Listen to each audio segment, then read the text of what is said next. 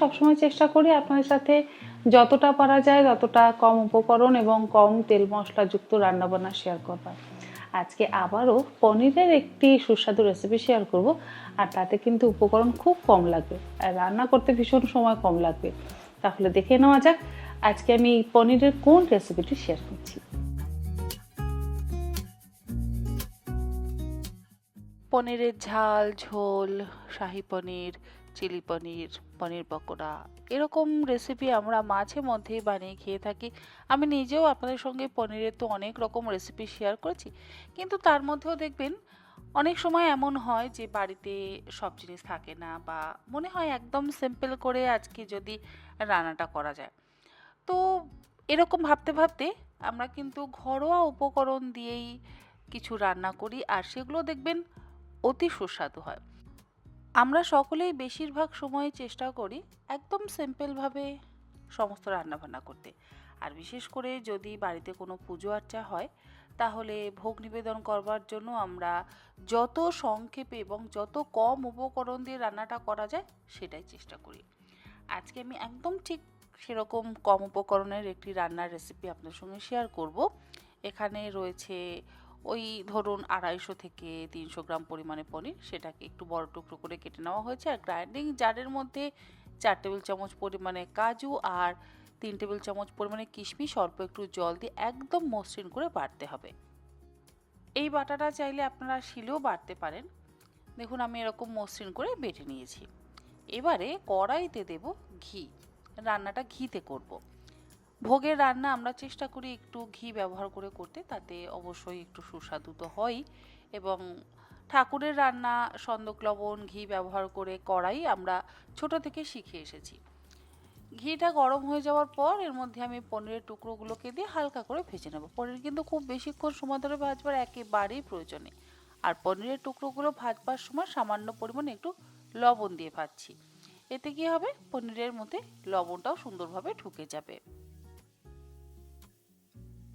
পনিরের টুকরোগুলো হালকা করে ভাজা হয়ে যাওয়ার পর তুলে একটা আলাদা পাত্রের মধ্যে রেখে দিচ্ছি। এরপরে কড়াইতে যে বাকি ঘিটা রয়ে গেছে সেই ঘিয়ের মধ্যে আমি ফোড়ন দেব দুটো ছোট টুকরো দারচিনি, অল্প একটু জয়িত্রী, তার সাথে 3 থেকে 4টে লবঙ্গ আর 3টে ফাটিয়ে নেওয়া ছোট এলাচ। ছোট এলাচের পরিমাণটা আপনারা একটা বা দুটো করতে পারেন। এই গোটা গরম মশলাগুলোকে না একটু ভালো করে ভেজে নেব। ভাজা হয়ে গেলে তুলে একটা আলাদা পাত্রের মধ্যে রেখে দেবো, কারণ রান্নার মধ্যে যদি গোটা গরম মশলাগুলো থাকে তাহলে আমার মনে হয় রান্নার সেই টেক্সচারটা নষ্ট হয়ে যায়।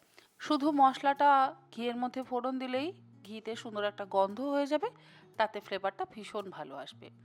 এরপরে এর মধ্যে আমি কাজু আর কিশমিশ বাটাটা দিয়ে দিলাম, আর কাজু কিশমিশ বাটাটা দেওয়ার পর এর মধ্যে দেব হাফ কাপ পরিমাণে জল। জলটা দিয়ে ভালো করে কষিয়ে নেব।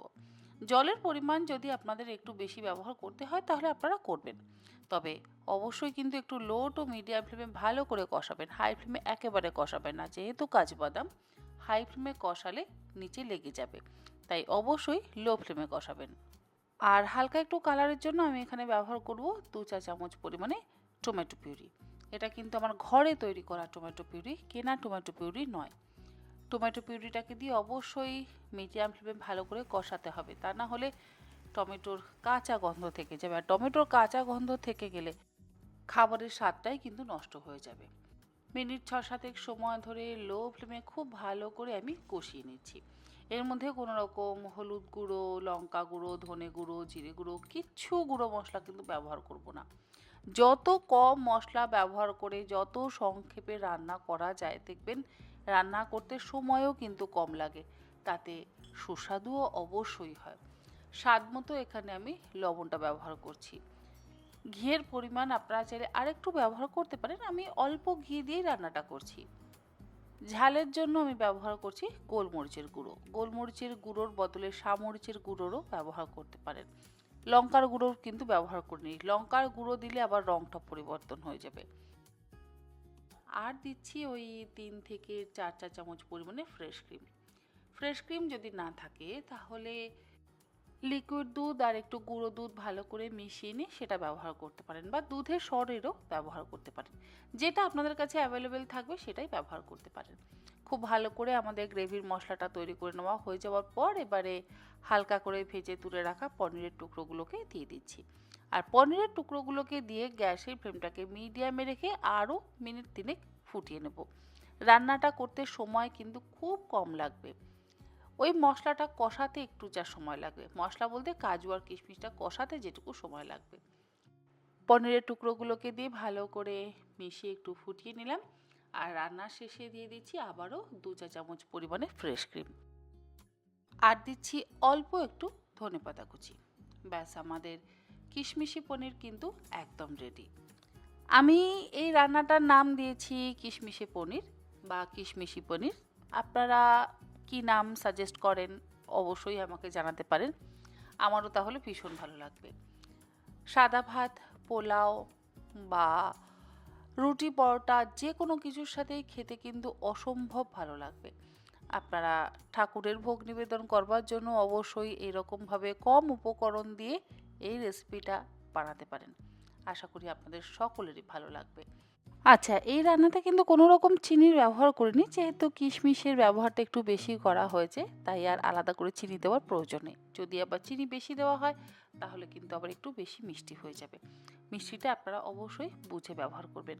আর আপনাদের রান্নাটা কেমন লাগলো অবশ্যই জানাবেন। রেসিপিটা যেমন সহজ আর দেখতেও কিন্তু ভারী সুন্দর হয়েছে। আমি জানি খেতেও কিন্তু অসম্ভব ভালো হয়েছে।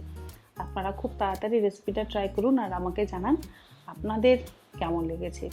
অবশ্যই রেসিপিটা দেখার পর আমাকে কিন্তু কমেন্টস করে জানাতে হবে, আর রান্না করবার পর আরও জানাতে হবে যে আপনাদের বাড়ির সবাই খেয়ে কী বললো। আজ তাহলে আসি, এরকম আরও অনেক নিত্য নতুন রেসিপি নিয়ে আমি তনুশিকা হাজির হয়ে যাব তন্হির পাকশালাতে। ভালো থাকবেন সবাই। দারুণ হয়েছে, আপনারা ট্রাই করে জানাবেন।